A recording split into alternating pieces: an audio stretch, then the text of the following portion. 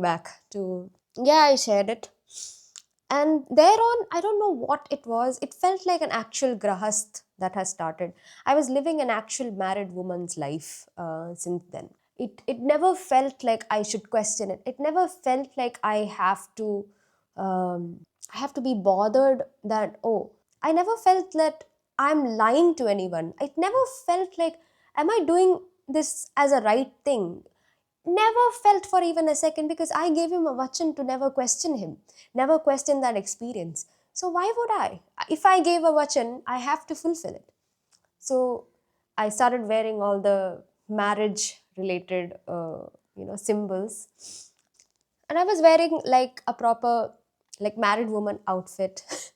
I was dancing, I was singing, I was literally living a proper married woman's life. And things were also happening in the similar way, where I was feeling like a married woman. I was made to be felt that way.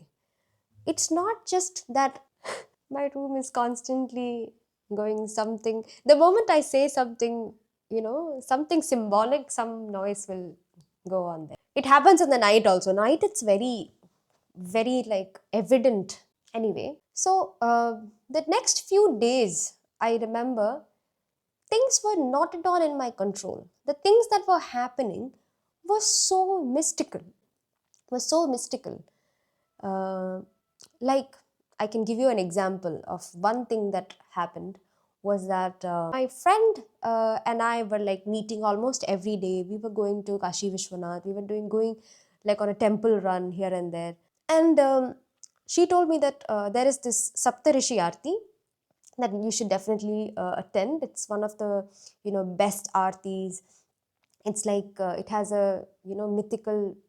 It has a very huge significance in terms of Kashi Vishwanath. It's only done here. There is no other. This aarti is not performed anywhere else. I was like very intrigued. I was like, then I should definitely check it out.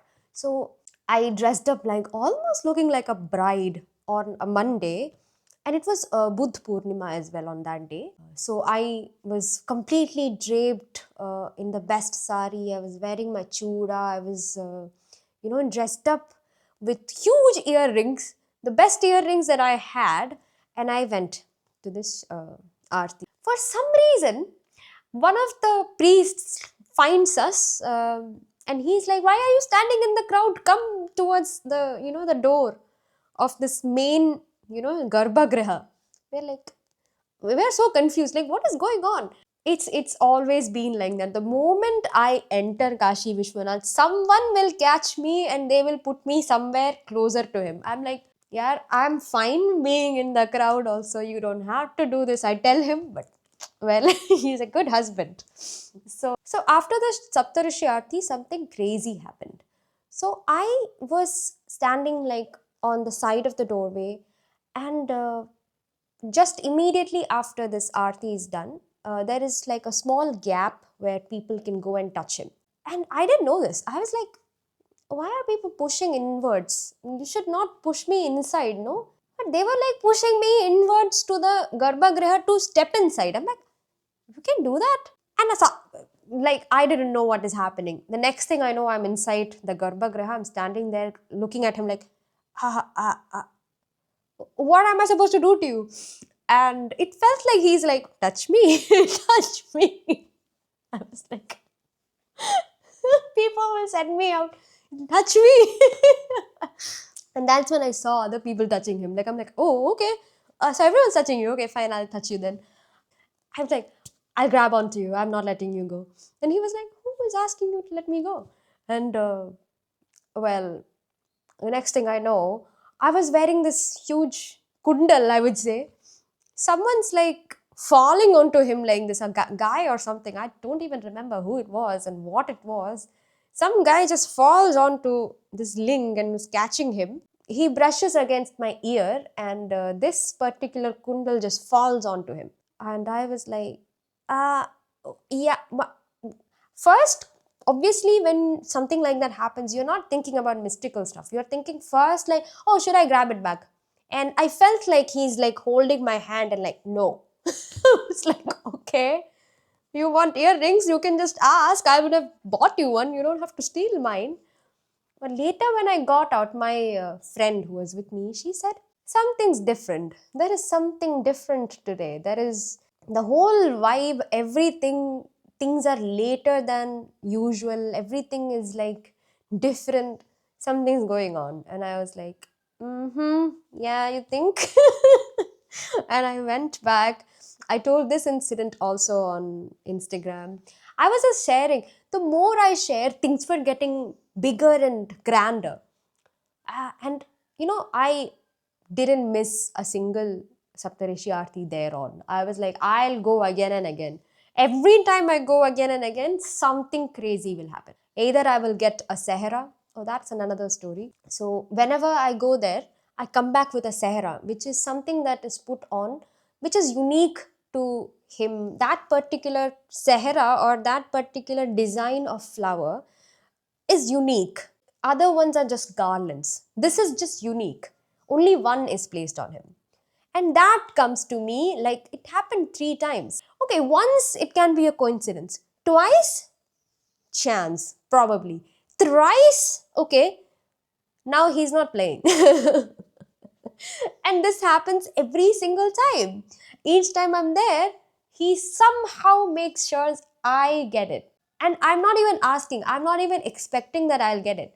I'll just be like, okay, whatever. If it comes to me, I'm grateful. If not, no problem. You give it to whoever you want.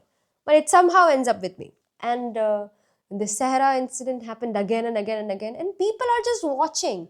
And so many people came to me and said, Nazar lag jayegi, you should do some kind of, thing. I'm like, he is there. He is the one giving me. Why should I care about Nazar? He is standing in front of me. So who can give Nazar to him? Who can put Nazar on him?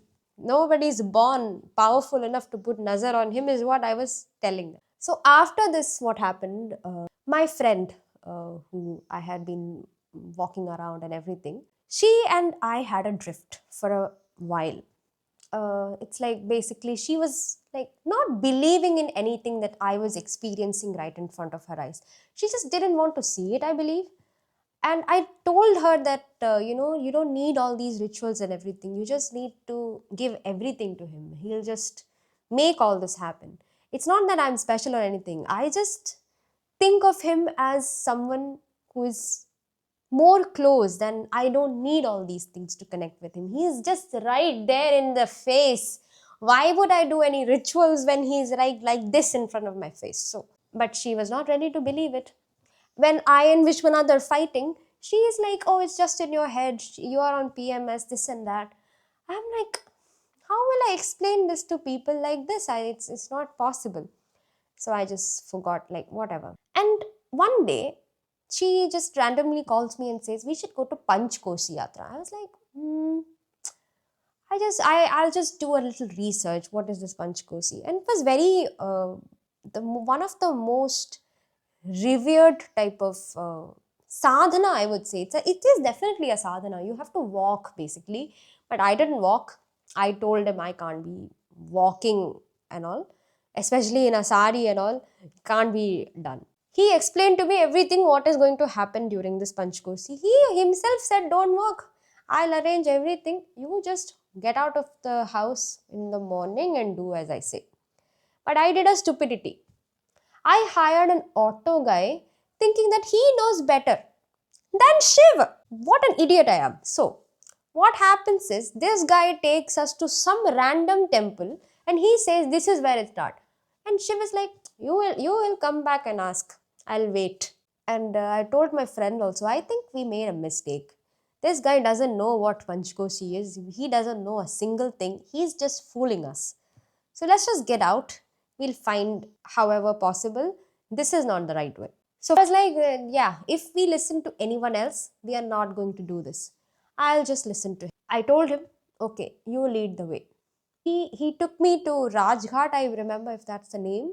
Not Rajghat, it was Namo Ghat.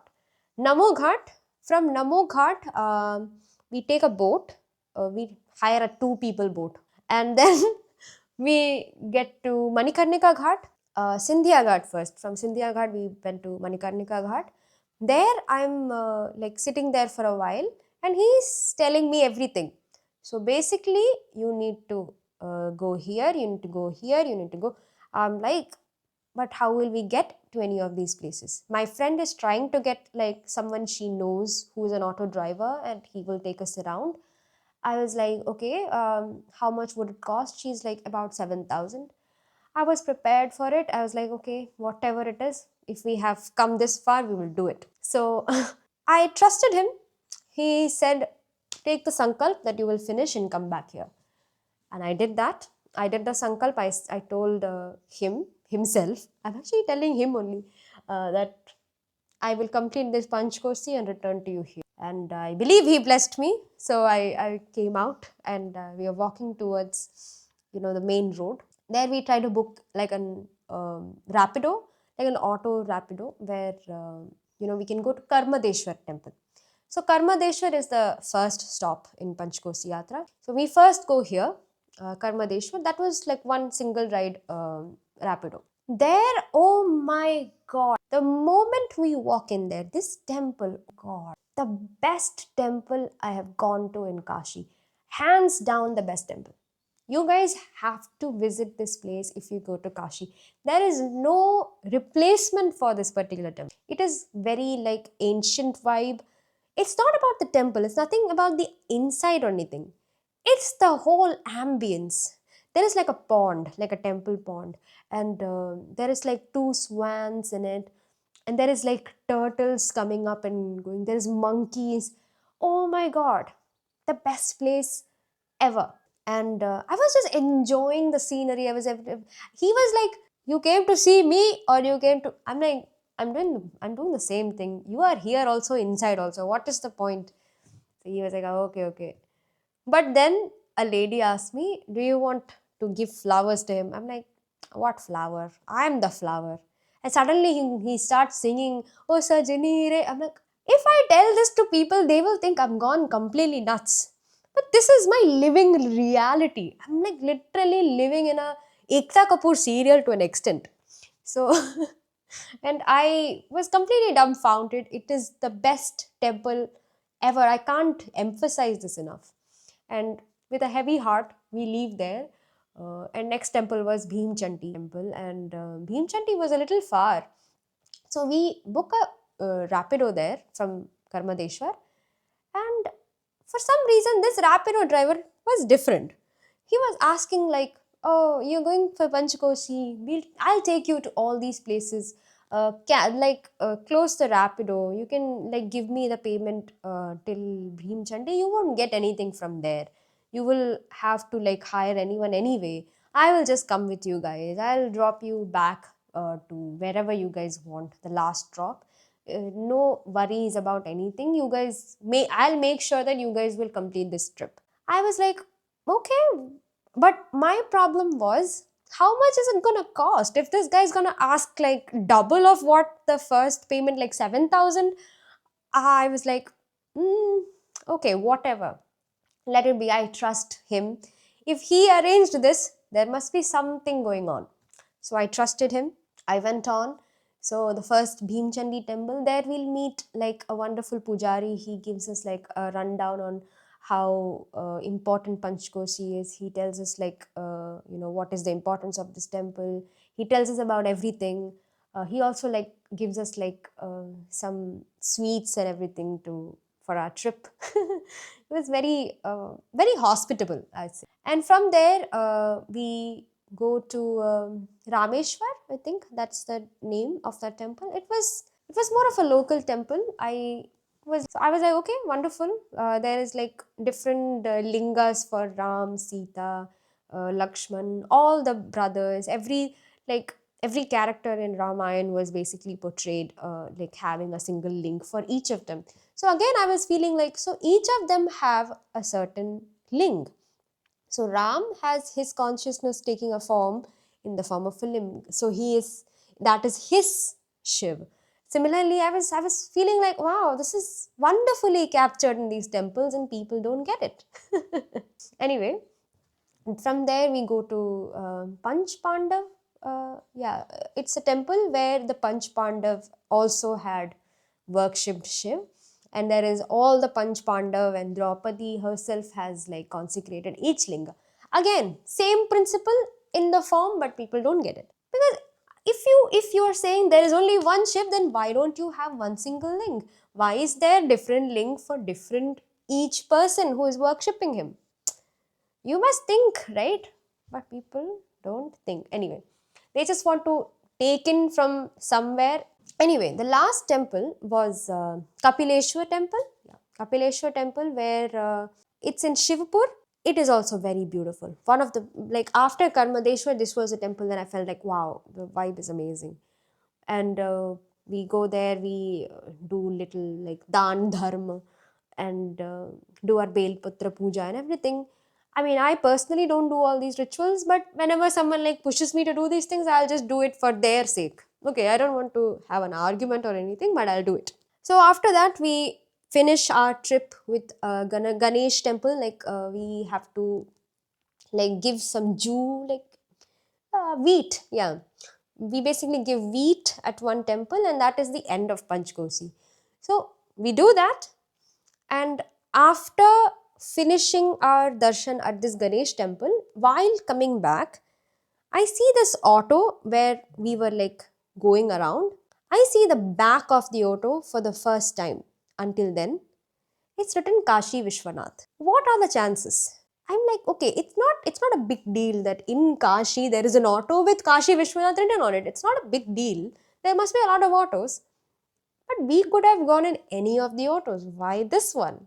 I took the photo. I was like, I mean, I was feeling him sitting by my side in the auto the whole time. I'm not kidding. I'm not making this up. He's leaning in, he's making jokes, he's making me blush, he was saying this and that. It more or less felt like a bride is being taken around the city by her husband. It didn't feel like anything else. But after that trip, I came back to Manikarnika and I said thanks to him. And he said, at least now you should understand, don't take decisions on your own. But I was like, isn't that a little anti-feminist? He's like, this has nothing to do with feminism. It's all about your journey. I'm you. So how is this feminism? You and I are the same. So listening to me is your saying. So when I say you have to listen to me, I'm saying you should listen to your pure consciousness, not your ego, not your samskaras. So I was like, you make complete sense, and I will follow that. And I promised him that I'll come back again because this was like one of my last days there. So while coming back, also he sent me back with Sehra. He sent me back with more love than I ever received from anyone until then. But mind you, I was still in a relationship. I'm still with my partner in this particular scenario. And when I came back, I'm completely shattered. I cannot explain how. I really don't know how to explain this because I was literally crying every single night. I was calling out to Vishwanath and crying, crying. I was feeling so incomplete. I was missing each day where we were going here, there, the things he was saying. I mean, he was still there, but the Kashi Vishwanath was missing. And after like a few days, I think it was closer to when me and my Sakhis started planning for the third trip. So I was having like this very random conversation with my boyfriend at that time, currently my ex. He told me this that he was sick, he cannot like spend much time with me. I was like, you are at least a good companion. You should be spending time with me. And I was basically asking him questions like, are you okay? Are you feeling fine? But suddenly he like changes his tone with me. I was very heartbroken. It was first time that I felt something like this from someone. I was like, okay. I didn't say anything back. I was just a little taken aback. I was sad. I was feeling a little upset that someone spoke to me like this. So I was wondering, like, yes, I know this is my duty, my responsibility to fulfill towards this person, but will my life, my entire life be like this? So I was holding like a keychain which had Shiv on it. So I was holding it very tightly in my hand, that it was almost hurting, but I was like holding it very tightly. And when the call disconnected with my partner, I looked at him and I started crying. Like, if you could just come, why did you have to put me in this situation? If you made me promise that I will never question you, why did you have to do this? 2 days after, we decided to go to Kashi again. And my partner was having a little issue about this. He's like, why do you have to go again and again? What is happening there? What is going on? I didn't care. I didn't care about anyone, my family, my anyone. Somewhere I was feeling like he is calling me back for something. I was wondering if it is something to do with him coming in human form. For me, I have no idea. But I was like, whatever it is, I have to go. Me and my Sakis decided to go again. And this time things were a little different. This time he was quieter. This time he was more in a serious, godly manner. And the first day I enter Kashi, my partner says that we need to talk. Things don't work like this. So he is also not feeling the kind of connect that we used to have maybe 4 or 5 years ago. We both have grown into two different type of people and we don't gel with each other. You have mentally and physically and spiritually changed, and I'm in a very different place to match it. So we should just separate. Thing is, we were in a long distance relationship. We have met like twice, thrice maximum in our whole relationship of 4 or 5 years. So I'm fine with someone being there physically or not there physically. I'm completely fine because I'm trained in this long distance relationship to not expect anything physical. So I was like, fine, if you say that, I will let you go. Because I knew that this is my duty and my responsibility, and I will not leave him from my side. If he decides to leave me, I will let him go. And the moment he said this, I decided that this is for the best and this is something that Vishwanath wants. And this is where I start perceiving his Vishwanath side more. So whenever I'm like making short trips, I'm feeling him more. I'm feeling his like his face, facial structure, his hair on the face. I'm feeling the facial like if there is marks, blemishes, the texture of his skin. I'm able to perceive it so clearly that he's right in front of me. And the moment when I reach the place, it's gone. It's always during the transits. And I was perceiving him more and more and more and more.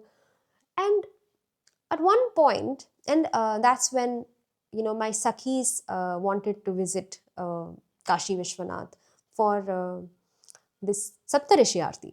Because they heard so much from me, they wanted to experience it themselves. So I took them with me. I you know, made them I made them see everything that I used to experience while being there. And they understood nothing that I was saying was ever a made up story. They experienced it and saw it with their own eyes. Him giving me his Sahara, him treating me as if, I am somewhere special, even though I make myself, understand that it is just probably my perception, my understanding. Maybe to others it might not look like that, but for them, they were also able to see the kind of pampering, the kind of love that he is also like showing towards me. And I'm very, very grateful for the kind of love he showers. But that night, actually, something funny happened. So when I was, having conversation with the priest there, they offered me to have some Kashi Vishwanath's bhang. That is something that was put on him. It was given, like energized by him, was given to us. Because we were 5 people, maybe he thought it will be fun. I don't know what he was thinking. So we come back to our room and we have this. Everyone is going absolutely mental. Meanwhile, I'm just sitting there giving them a guided meditation. Some people panicked, some people, were like, oh, I'm able to see Shiv sitting there, not you. And people were feeling like something was different about my voice, something was too calm, too still, that it's not her, it is him there. So I was feeling like, okay, he's showing his presence, at least not just to me, to others as well. But he has done that. He has done during the video calls and everything with other Sakhis who were able to see him, like even like a shadow or something passing by or something. they have witnessed him somewhere or the other. So I was like, yeah, yeah, it's normal. It's nothing to be worrying about. It's after my Sakhi's leave, my inferno actually was going to start from there. I was actually alone back in the place that I used to stay in the second visit, and I was completely isolated. I was basically at first observing my Savan Vrat. I was doing all like puja, karma, and everything, sadhana, very strong sadhana actually, almost in a tapasya mode. I was literally like eating only once a day, that too sometimes fruits only. I was not able to eat. The moment I enter Kashi, I'm not able to eat much. I don't eat normally a lot. So this was even less than that. So it was basically like having a tapasya itself. So I was crying every day for no reason. I was basically crying for 6, 7 hours sometimes. And it's always about, you know, just how much I love him. I don't know if it is a sad cry or not, but at one point it turned into a like viraha. I was basically like asking him to come at this point because I cannot handle anything without him anymore. I go out, like I sometimes go to Rinmukteshwar temple, which is close by to where I stayed, and Omkareshwar temple. I was going to all these places, and for some reason, suddenly the person that I was flipped. So, from someone who loved solo traveling, going around places by herself, suddenly I was feeling like people are looking at me weirdly. I feel like they don't want to be me. They don't want to end up like me. This is what I was feeling when people were looking at me like this. But actually, they were not looking at me any different. They were not doing anything. It was basically me reflecting something that I was feeling within. And that's when it hit me actually that I was actually feeling suddenly lonely. It's not like he wasn't there, but suddenly I was feeling like this is not enough. I want him to be there for me in a physical sense where people can actually see him too. This started becoming more and more like a obsession for me. I was like, I'm not able to give this desire up. Every desire was falling away. I didn't want fame. I didn't want people. I didn't want anyone. I was feeling like I don't even have any family members. I could feel my soul to be completely isolated in this universe. Everything is just my own reflection. I think it started after I reconciled with Vishalakshi, because at Vishwanath, during one of my visits, he told me to go to Vishalakshi and buy a sari from there. And I was like, why Vishalakshi? You know the kind of relationship, you know, you know what happened last time. So why do you want me to go there? He said, go, just go. And I definitely have to trust him because last time I didn't trust him. I know what happened. So I was like, okay, let's go. So I went to Vishalakshi. I got the sari, and something started vibrating in my head. Like something was on top of my head, it was vibrating so badly for 2, 3 days. And during one of the meditation time, like something just like blasted, I feel something blasted on top of my head, and I felt like blood was flowing down my face. I still don't know what was. But from there, I started feeling everything as void. Like my body became void. Everything I look around, there was no meaning behind anything. But everything, even though was meaningless, one thing held meaning. That was to me have him as my husband. That desire didn't leave me. I tried my best. It felt like I am asking myself to be my husband. That I was like, what kind of nonsense is that? It's just all me, is what I was feeling. That was the, I feel that was the Advaita realization I had, where I started feeling like the entire universe is just me. And I'm just, inside a body right now, so I'm not able to experience it in full. But I'm still currently in a place where I can see it clearly, even though I cannot prove it to people. Obviously, I cannot prove it. But that's something I'm experiencing. So suddenly I was feeling like Vishalakshi, all of it is just me. And I exist even in the sand that I'm walking on. Let alone in a idol, let alone in the ling of Vishwanath. It's all just me. And that made me feel like I'm going to go crazy. But good thing is, this is why I feel having divine grace is important when you're walking on spiritual path or journey like this. Every time you cannot intellectualize these things. If you intellectualize it, you will feel like you're a schizophrenic, basically. So when I when I was trying to get over this void feeling, I understood it's not me who is everywhere. The me in the real sense never really existed. It's all him. It was always been him. I am only seeing him everywhere. I just think it is me, but me doesn't exist. So this was the feeling I finally ended up having, and I knew what I desired, and I felt that I will keep this desire open. If it is meant to happen, it will happen. If it is not, then I will offer this in the fire of our love, and I'll merge with you. There will be nothing left. When my work is done in this body, and when this time is over, my desire will also merge with you. It will become your desire, my desire. There is no difference. We'll become one. But if my prarabdha allows, and you have to come to me in your form, the way I perceive you in my Bhojpuri Banda, Kashi wala type, then I'll stay open to that as well. So I think after all this, I realized something. I chose him that day. It was May 8th, 2025. I chose him.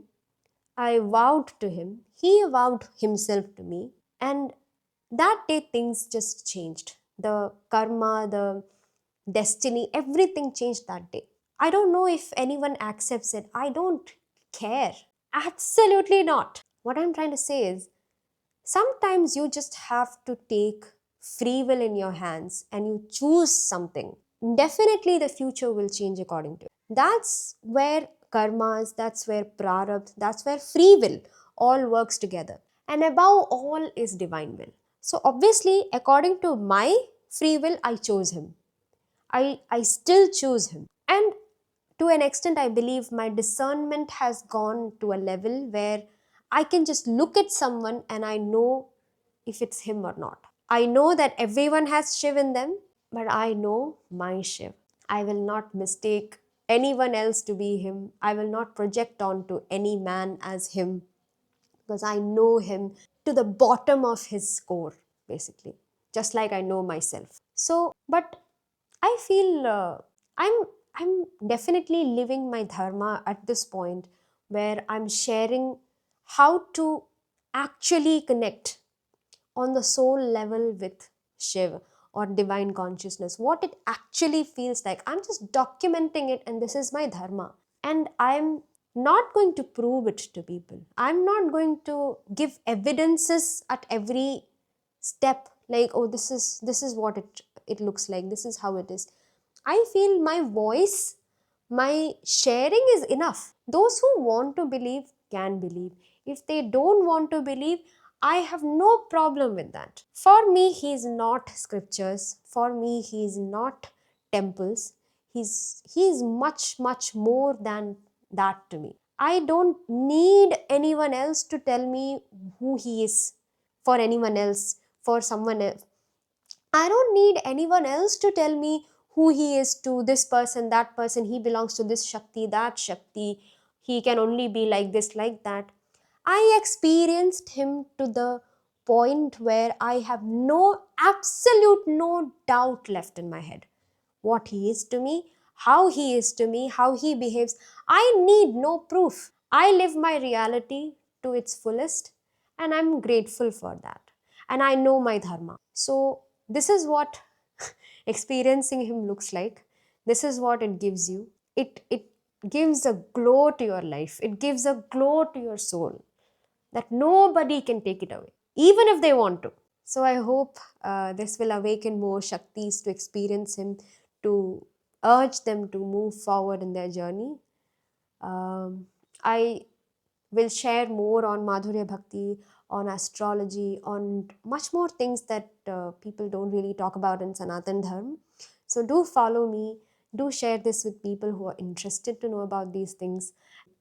Also, do share some of your experiences, maybe what you think of Kashi Vishwanath or the version of my Vishwanath. and definitely celebrate him in your way. Don't wait for someone else to validate your version of Shiv. So, saying that, thank you so much for supporting me, watching me. Do subscribe.